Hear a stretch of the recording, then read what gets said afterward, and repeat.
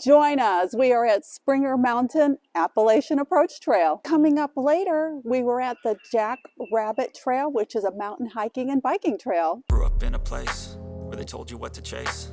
We're at Amicalola Falls. We are where the Springer Mountain Approach Trail is, and we'll be doing that shortly. Dog's well trained. Pardon? He's well trained. I'm just watching it. Yeah, it's a girl. And beautifully groomed. Oh, thank you. Thank you so much. What are some of the experiences that you've had with dogs in the past on the trail and that? No leashes and just letting the dog run and charge at you. And if we have a dog, we keep our dog on a leash and we're very careful because not every dog's dog friendly. Yeah. And that's scary to us. Yeah. And I've had other people report that out of control dogs. Yeah. Not all dogs off leash are out of control. I'm an e-collar trainer. You probably see the remote in my hand. Yeah. So she's trained to We do the same. an advanced level, but you don't know who is and who isn't until you have the experience on the trail. Yeah. We'll put ours on the leash. If we've got somewhere we can see forever, but if we see somebody bring them back, put them on the leash, just because we've got them under control. But like you said, the other people don't know this. But it's nice to have to be able to let them go. So when you call, Mm-hmm. They'll always come. we use the vibrate for a come Yeah. instead of a warning. It just I think that's our biggest pet peeve, I would call it, is off leash charging at you and clearly not in control. we've got a couple of that in the neighborhood where they come down the driveway and we've got ours on the leash, and it's like no stopping. That's sad. That's what I'm sort of working on to decrease the sadness, because when they charge, some of them knock people over, knock children over. There's medical bills, there's veterinarian bills, and there's legal bills. Yeah. So, responsible ownership includes under control at all times. Right. At least that's my take on it in the world. Us too. Yeah. And like I said, we have a rescue German Shepherd. He's a police washout.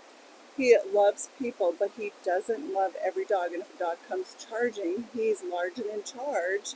And if they're not on a leash, we're going to do our best to make sure nothing happens. But that's my scariest thought, is what if our police-trained dog decides that's the one? Yeah. And no matter what you do, if they aren't under control, it just really worries me.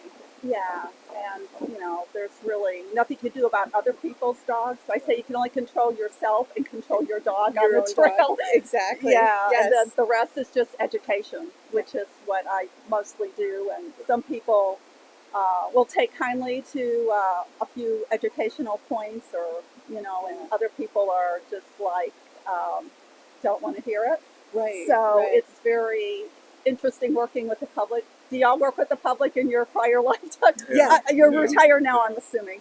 He is. I'm not. And I'm a paramedic and a nurse. I work at an air medical ambulance service. And so we are used to working with the public. But the one thing we started doing is, if we see another dog, we'll just step like this. We'll step off the trail, keep our dog in a down or whatever, and then just make sure we don't put ourselves in the position where our dog's going to do something, even though we have them under control with a loose dog. Here we go. Good. Reverse. Good. Sit. Good. Ruby heel. Sit. Reverse. Good. Sit. Good. Oh, you can come. Ruby heel.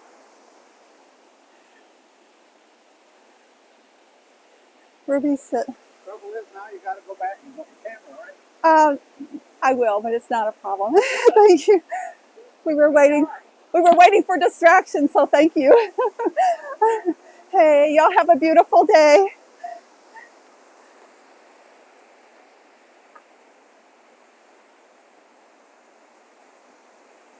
Are y'all from here? Florida. From Florida? Oh, well, welcome. I live in Blairsville. So yeah, I'm visiting today. I come between here and the other beautiful places through North Georgia. Well, welcome. You'll have a great visit. Say bye-bye.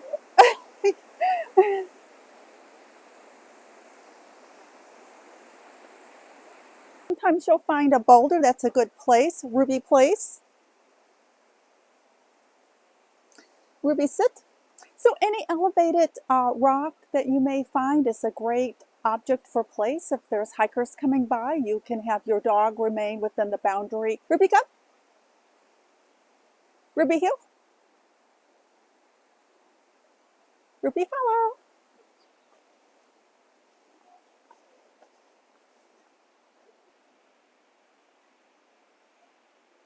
Hey.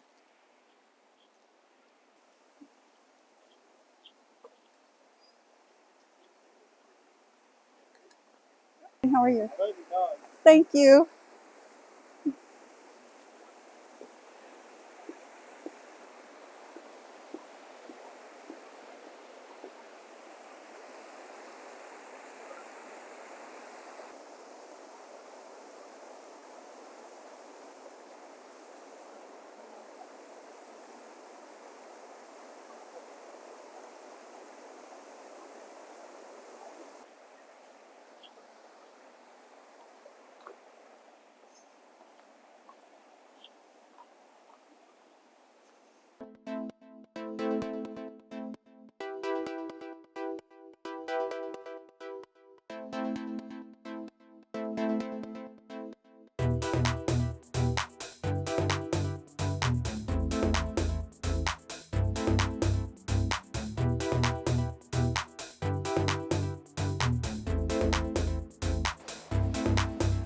Nice loose leash coming down the steps. And then you can also ask for a sit. Ruby, sit.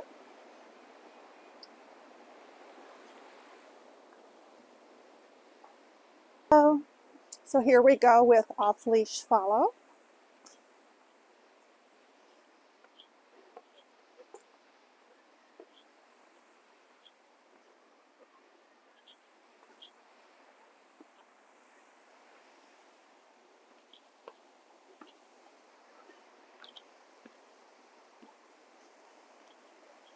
And notice that she's with me. She's not too far away.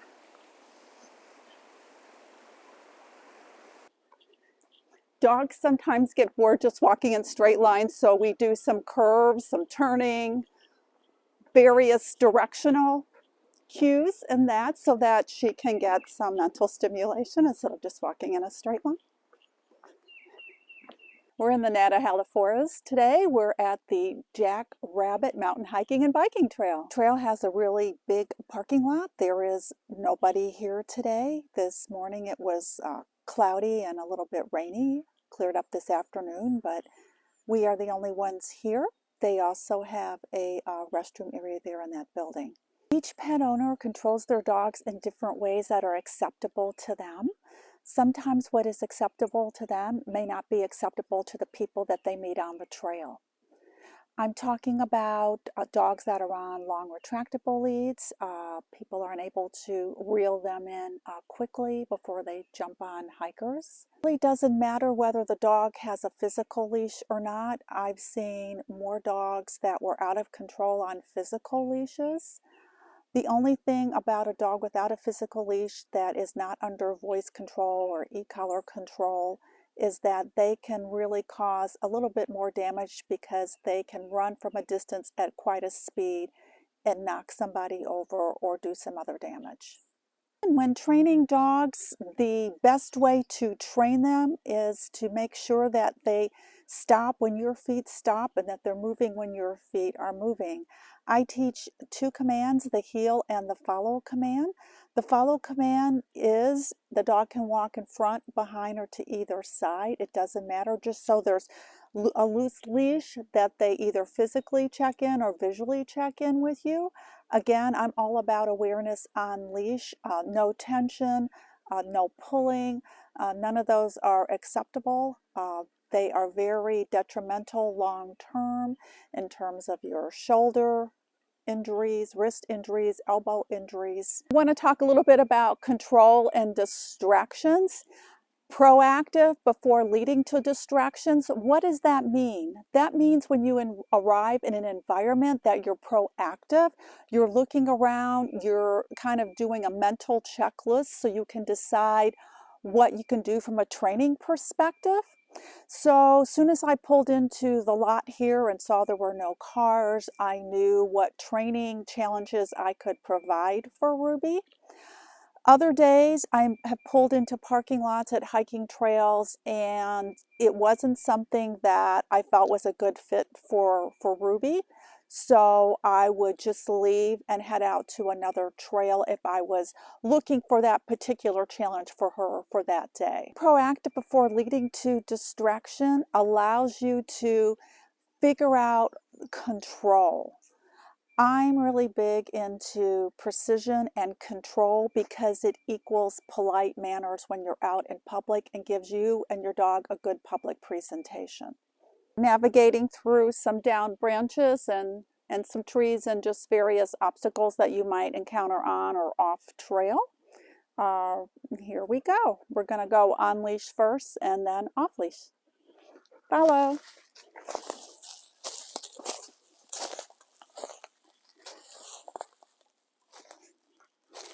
Okay, good girl.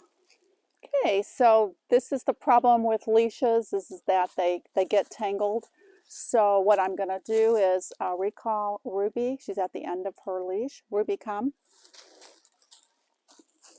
Ruby, sit. Good.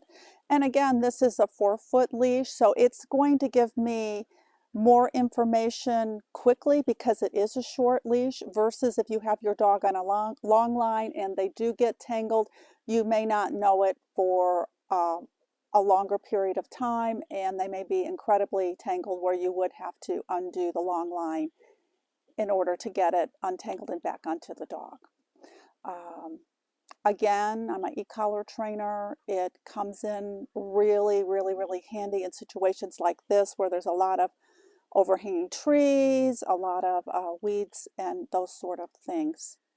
Okay, so I'm going to go ahead and unsnap the leash so that she can make it through the forest with the follow command. Just because I unsnap the leash, notice that that's not a trigger for her to be released. Most dogs, when you go ahead and unsnap the leash, they're gone. So let's go ahead. Ruby, follow.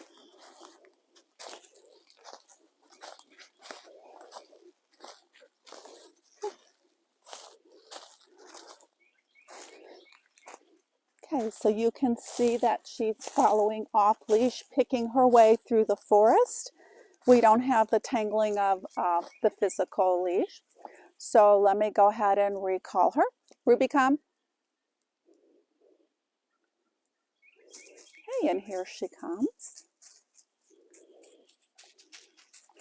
Ruby, sit. Good girl. And there you go.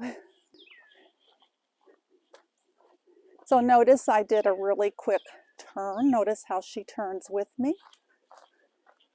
So you can turn into your dog or you can turn away.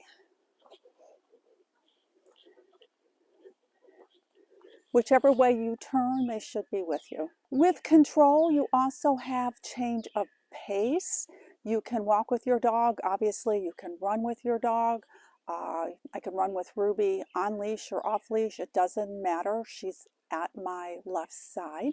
If she's in the follow command, she's within the physical space, front, back, or to either side. Okay, so here we go on leash with change of pace. Be follow.